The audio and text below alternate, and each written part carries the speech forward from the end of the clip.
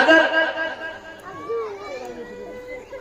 ناپاکی کے ایام میں اس کو اپنے گھر میں داخلہ ممنوع تھا، بند کمرے میں رکھ دیا جاتا ہے، اس کا سایہ کسی پر پڑ نہیں سکتا تھا، ظلم کی چکی میں پستی تھی، بازار نہیں راستے پر عورت چل رہی ہے، ایک مرد آتا تھا سرے عام اس کو ننگا کر کے اس سے زنا کرتا تھا اور کوئی شخص بولنے کی ہمت اور جرات نہیں رکھ سکتا، نہیں رکھ سکتا۔ اور کوئی مرد اگر کسی عورت پر عاشق ہو گیا تو اس کے دروازے پر جا کر ڈیرے ڈال دیتا تھا، عشقیہ اشعار پڑھتا تھا، چوک چوراہے پر کھڑے ہو جاتا تھا اور اس لڑکی کا نام، اس کے خاندان کا نام، اس کے باپ کا نام، اس کی ماں کا نام، اس کے دادا کا نام لے لے کر کے کہا کرتا تھا کہ میں اس عورت پر عاشق ہو گیا ہوں، میں اس سے جو ہے زنا کروں گا، میں اس سے ایسا کرنا چاہتا ہوں، میں اس کے بغیر زندگی نہیں گزار سکتا۔ یہ صورتحال تھی سماج میں عورتوں کی۔ اے میری ماں اور بہنوں، آقا صلی اللہ علیہ وسلم تشریف لائے دنیا میں، آقا نے آپ کو عزت کی چادر اڑائی، آقا نے فرمایا من عال ثلاث بنات فأدبهن وأحسن إليهن فله الجنة۔ اے لوگوں، اگر اللہ نے کسی کو 3 بیٹیاں عطا کی ہیں، جو شخص تینوں بیٹیوں کی کا اچھا نام رکھے گا، بہترین تعلیم اور تربیت کے زیور سے آراستہ کرے گا، جیسے کہ آپ کے مکتب میں یہ بچیاں زیور تعلیم سے اور تربیت سے آراستہ ہو رہی ہیں، اس کے پڑھنے لکھنے کا انتظام ہوگا، اور وَأَحْسَنَ إِلَيْهُنَّ، اور اس کے ساتھ اچھا سلوک کیا جائے گا، فَلَهُ الْجَنَّةُ۔ آقا نے فرمایا کہ ایسا آدمی لکھ لو کہ وہ جنتی ہے۔ کیا ہے؟ جنتی ہے۔ جن کے پاس 3 بچیاں ہیں، اگر اس کی دیکھ ریکھ صحیح کر رہا ہے، اس کے پڑھانے لکھانے کا انتظام کر رہا ہے، اس کے اچھے گھرانے میں، دیندار گھرانے میں شادی کرا رہا ہے، آقا نے اس کو دنیا ہی میں جنتی قرار دے دیا ہے۔ بولو اس سے بڑی سرٹیفکیٹ اور کوئی ہو سکتی ہے؟ عورت بیٹی کے روپ میں تو اللہ نے یہ مقام دیا۔ آقا صلی اللہ علیہ وسلم نے فرمایا اے میری ماں اور بہنوں سنو کہ اگر عورت بہن کے روپ میں ہے، بھائی سے کہا کہ اگر تم نے 3 بہن کی پرورش کر لی یا 2 بہن کی پرورش کر لی، ایک ہی بہن کی پرورش کر لی اور بھائی کا حق تم نے ادا کیا، بہن کی تربیت کی، تعلیم کے زیور سے آراستہ کیا، دیندار گھرانے میں تم نے جو شادی کرا دی، تو ایسے بھائی کے لیے بھی جنت کی گارنٹی۔ اب بولو یہ مقام بحیثیت بہن کے اللہ کے رسول نے دیا، اور فرمایا کہ یہی بیٹی کے بعد بہن بنتی ہے، بہن کے بعد یہ عورت بیوی کا روپ لیتی ہے۔ آقا صلی اللہ علیہ وسلم نے ارشاد فرمایا اے لوگوں سنو، اپنی بیوی کے ساتھ اچھا سلوک کرنا، اچھا سلوک کرنا، میں تم میں سب سے بہتر انسان ہوں، اس لیے کہ میں اپنی بیویوں کے ساتھ اچھا سلوک کرتا ہوں۔ اور اس سے بڑھ کر یہ فرمایا بیوی کے بعد اسی عورت کا مرتبہ ماں کا ہو جاتا ہے، ماں کا ہو جاتا ہے۔ اے میری ماں اور بہنوں، تمہارا مقام جب ماں کا ہو جاتا ہے تو آقا نے فرمایا کہ جو اولاد اپنی ماں کی خدمت کر لے اللہ اس کو جنت عطا فرمائے۔ الجنت تحت اقدام الامہات، جنت ماؤں کے قدموں کے نیچے ہے، مطلب یہ ہے ماں کی خدمت کرو جنت کا مستحق بن جاؤ۔ اسلام نے تم کو وہ مقام اور مرتبہ دیا ہے۔ پھر اس کے بعد جب ماں بیٹی کی حیثیت سے آقا صلی اللہ علیہ وسلم نے مقام عطا کیا، بہن کی حیثیت سے مقام دیا، اور بیوی کی حیثیت سے مقام دیا، اور ماں کی حیثیت سے مقام دیا، تو پھر ان عورتوں نے اپنا کردار ادا کیا۔ سنو 1-2 واقعہ سن لو پھر حدیث کی طرف آتے ہیں۔ اپنا کردار ادا کیا، کیا؟ بیٹی کا کردار دیکھیے۔ آقا صلی اللہ علیہ وسلم سب لوگ جانتے ہیں کہ مکہ میں پیدا ہوئے، دین کی دعوت دی، لوگوں نے مانا نہیں، آپ کو مکے سے نکال دیا، ہے نا، معلوم ہے، نکال دیا۔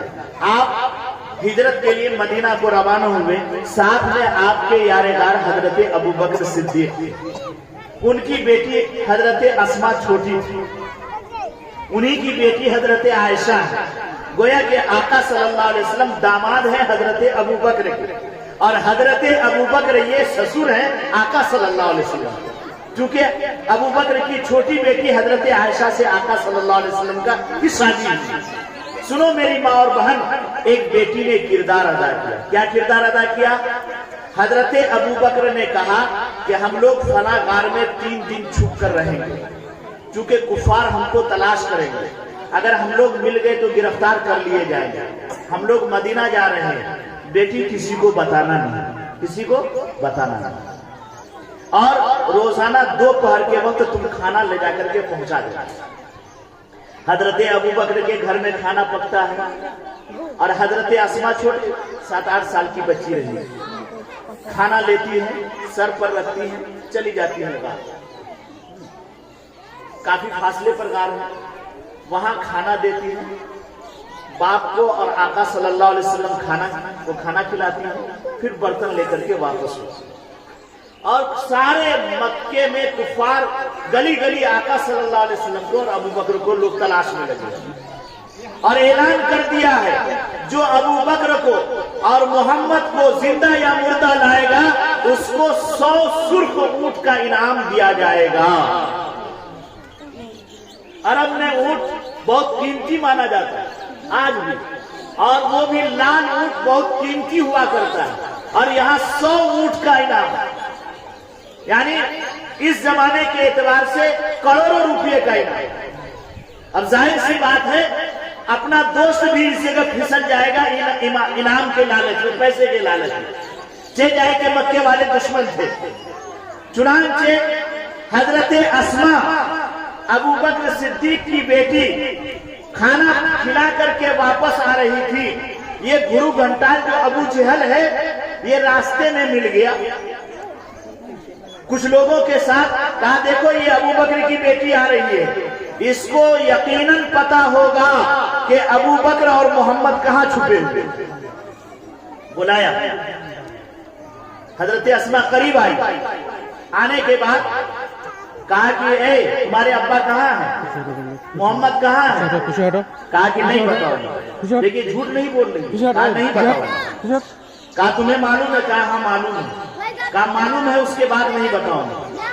اب ابو جہل عرب کا سردار تھا، مانا جانا انسان تھا، لوگ اس کی بات مانتے تھے، اور یہاں سامنے چھوٹی عمر کی بچی ہے، اب اس کی کیا حیثیت ہے؟ پکڑا اور زوردار تماچا لگایا چہرے پر، اتنا زور سے تماچا لگایا کہ حضرت اسما گر گئی زمین پر، اور نیچے ایک پتھر رکھا ہوا تو وہ پتھر لگا اور زخم آ گیا، خون بہنے لگا۔ لیکن اس کے باوجود حضرت ابو بکر صدیق کی وہ بیٹی حضرت اسما نے کہا کہ اے ابو جہل تم میری بوٹیاں نچوا سکتے ہو، مجھے جان سے مار سکتے ہو، لیکن یاد رکھو میں اپنے ابا اور محمد کا پتہ ہرگز نہیں بتا سکتا۔ بولو ایک بیٹی نے کردار ادا کیا نا، اگر ڈر کر کے، مار کے، تماچے کے ڈر سے، ذبح ہو جانے کے ڈر سے، قتل ہو جانے کے ڈر سے اگر بیٹی وہاں بتلا دیتی کہ ابو فلاں غار میں ہے، محمد فلاں غار میں ہے، تو بولو پکڑے جاتے کہ نہیں پکڑے جاتے؟ لیکن بیٹی نے کردار ادا کیا، نہیں بتلایا، لوگوں نے کہا کہ چھوڑو یہ بچی ہے، کیا اس سے منہ لگاتے ہو، تم عرب کے سردار ہو، بچی کو چھوڑ دیا۔ کل ہو کر کھانا لے کر کے آئی، کھانا کھلا رہی تھی تو آقا صلی اللہ علیہ وسلم کی نظر حضرت اسما کے چہرے پر پڑی تو دیکھا کہ زخم ہے۔ پوچھا اسما یہ زخم کیسا ہے؟ کل تو آئی تھی تو تیرے چہرے پر زخم نہیں تھا، اتنا کہنا تھا، بچی نہ تھی، دل بھر آیا اور پھوٹ پھوٹ کر رونے لگی اور عرض کرنے لگی کہ اے آقا آپ اور ابا کو بچانے میں ابو جہل نے مجھے مارا ہے، اس کے باوجود میں نے آپ دونوں کا نام پتہ نہیں بتلایا، اسی نے تماچا مارا اور میں زمین پر گری اور زمین پر پتھر پڑا ہوا تھا، اسی سے یہ زخم آیا ہے۔ بولو ایک عورت نے بیٹی کا کردار ادا کیا، آقا کو بچا لیا، اپنے باپ کو دشمن سے بچا لیا، تب جا کر کے تیسرے دن مکمل کر کے آقا سفر کر کے مدینہ تشریف لائے، تب مدینہ تشریف لائے۔ یہ حضرت عمر ہے نا، بڑے جلیل القدر صحابی ہیں، امیر المومنین ہیں۔ میری ماں اور بہنوں سنو کیسا کردار ادا کیا۔ آج بیٹی اپنا کردار ادا نہیں کر رہی، حضرت اسماء نے کردار ادا کیا نا۔ اگر آج کی بیٹی جو مکتب میں پڑھ رہی ہے اور مکتب میں سیکھ رہی ہے کہ 5 وقت کی نماز پڑھنی چاہیے، کلمہ اور درود سیکھنا چاہیے، اگر یہ بیٹیاں طے کر لے کہ جو ہم مکتب میں سیکھ رہے ہیں ہم گھر جائیں گے اپنے باپ سے بھی کہیں گے کہ ابا نماز پڑھیے، اپنے ماں سے بھی کہیں گے کہ امی آپ بھی نماز پڑھیے، بولیے یہ بیٹی کردار ادا کر سکتی کہ نہیں کر سکتی ہے؟ مکتب میں پڑھنے کا مطلب کیا ہوا؟ وہاں آقا سے سیکھا، اپنے باپ سے سیکھا، تو اپنے باپ کو دشمن کے حوالے کرنے سے بچا لیا کہ نہیں بچا لیا؟ اور کل جو ماں اور باپ جہنم میں جائیں گے، جہنم میں جلیں گے، اے میری بیٹیوں اگر تم مکتب میں پڑھ کر کے جاؤ اور اپنی ماں کا ہاتھ پکڑ لو، اپنے باپ کی گاڑی پکڑ لو اور کہو کہ میں نے مکتب میں حافظ صاحب سے سیکھا ہے کہ 5 وقت کی نماز فرض ہے، میرے ماں باپ آپ نماز کی پابندی نہیں کرتے ہیں، آج سے شروع کر دیجئے۔ اگر ہر بیٹی اپنے ماں باپ سے روزانہ کہنے لگے، بولو ماں باپ پگھل جائیں گے کہ نہیں پگھل جائیں گے؟ اور بیٹی کی وجہ سے ماں باپ نمازی بن جائیں گے کہ نہیں بن جائیں گے؟ کرو گے نا بیٹیوں، اپنا کردار ادا کرو گے نا انشاءاللہ؟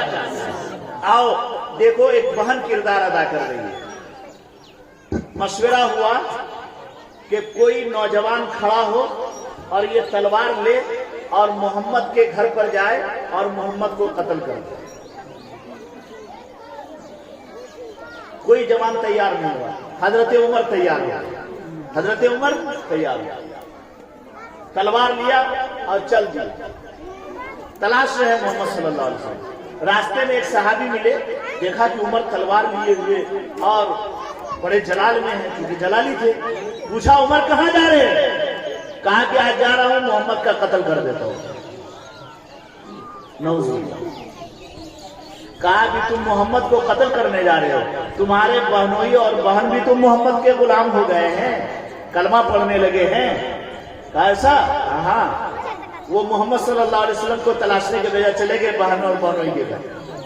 بہن اور بہنوئی کے یہاں پہنچے، بہن دروازہ لگا کر کے اندر قرآن پڑھ رہی تھی اور قرآن کی آواز عمر کے کان میں پڑ گئی۔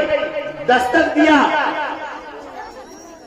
اور دستک اتنا زور سے دیا کہ بہن بہنوئی نے سمجھ لیا کہ یہ عمر کے علاوہ کوئی ایسا دستک دے ہی نہیں سکتا، اور حضرت خباب دونوں کو قرآن پڑھا رہے تھے۔ حضرت خباب کو چھپایا، قرآن کے اس نسخے کو بھی چھپایا، دروازہ کھولا۔ دروازہ کھولنے کے بعد فرمایا، پوچھا کہ سنا ہے کہ تم لوگ بددین ہو گئے ہو۔ اتنا کہہ کر کے حضرت عمر نے بہنوئی کو مارنا شروع کیا، اتنا مارا کہ بہنوئی کے جسم سے خون بہنے لگا۔ اب ظاہر سی بات ہے بیوی دیکھے گی اس کا شوہر پٹ رہا ہے، بدن سے خون نکل رہا ہے، تو بیوی برداشت کرے گی؟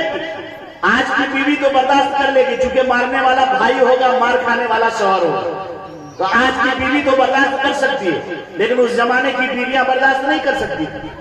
چنانچہ بہن نے بھی بیچ میں آ کر کے کہا کہ عمر تم میرے شوہر کو مار نہیں سکتے، بہت مار مار۔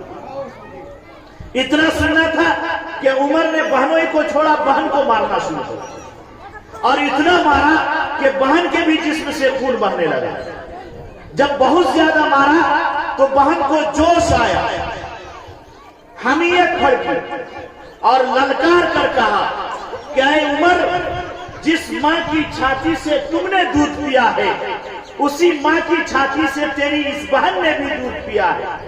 تم میری بوٹیاں نچوا سکتے ہو، چیل کووں کو کھلا سکتے ہو، لیکن محمد کی غلامی کا جو توق میں نے اپنے گلے میں ڈال لیا ہے اس کو تم نہیں نکال سکتے ہو، نہیں اتار سکتے۔ اس جوش ایمانی کے ساتھ کہا تو حضرت عمر بھی سوچنے پر مجبور ہو گئے کہ میرے سامنے بڑے بڑوں مرد کی طاقت نہیں ہوتی ہے، ہمت نہیں ہوتی ہے زور سے بولنے کی، آخر میری بہن کے اندر کون سی طاقت آ گئی ہے جو میرے سامنے مار کھا کر کے بھی اتنی ہمت हिम्मत और जुर्रत से बोल रही है। हजरत उमर नरम पड़ गए कि बहन बहनोई को मारे हैं। पूछा कि बहन क्या पढ़ रही थी? कहा कि कुरान पढ़ रही थी। कहा सुना है कि मोहम्मद पर ईमान ले आए हो? हाँ, मोहम्मद पर ईमान ले आए हैं। कहा कि ए बहन, मैंने बहुत मार दिया है तुझको, अब मुझे एहसास हो रहा है, आओ मुझे भी